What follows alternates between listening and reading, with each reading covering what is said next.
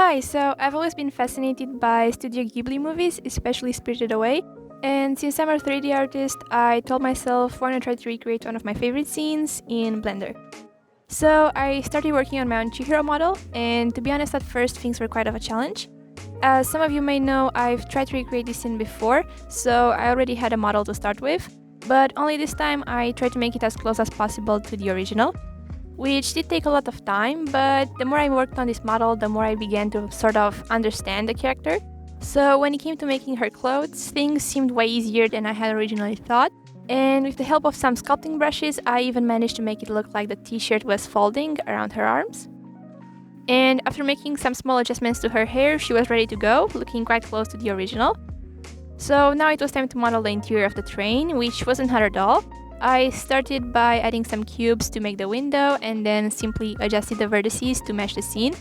Then I made the seat and the train handles, which I also animated to make it look like the train was moving.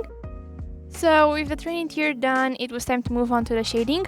First I added a reference image and then made the simple cell shader for her hair, which, if you don't know how to make, it's basically made up of a diffuse BSDF, a shader to RGB, and a color ramp set to constant. After that, I just simply replicated the same shading process for her t-shirt and skin. And also here, having a reference image proved extremely useful, as I was able to look at the exact colors of the scene, which made the shading process go way faster. So if you want to recreate a scene like this, I definitely recommend using some reference images. And if you want to take a closer look, here are the shaders I made for the seat and for the window. With that done, I moved on to the line art, and all I basically did was add the collection line art. And what that does, it simply adds a line in front of every sharp edge of an object that is visible to the camera. And as you can see, the lines didn't look quite right at first, so I manually adjusted the mesh, adding a few subdivision modifiers and also marking some edges sharp to add more lines in certain places for more detail. And then I also painted all the other details on her face using Blender's texture painting mode, which proved quite useful.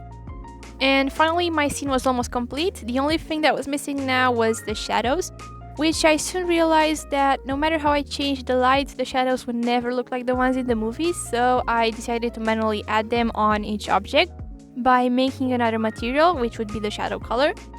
This made me realize just how imperfect 2D animation actually is, but that's exactly one of the things that make it look so good, and it's also something that 3D can't really replace.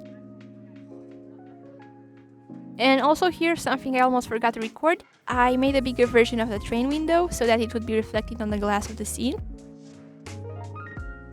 And last but not least, I also made No Face, using a gradient texture to make it look like No Face was slightly transparent.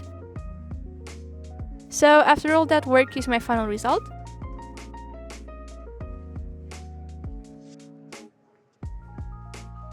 I think I did manage to get pretty close to the original, but as you can see, there are some noticeable differences, as 3D can't really replicate that feeling that 2D animation gives, which makes it unique. So with that being said, I'm really happy how this project turned out, and I definitely did learn a lot of things while making this. So thank you so much for watching, and see you in the next video.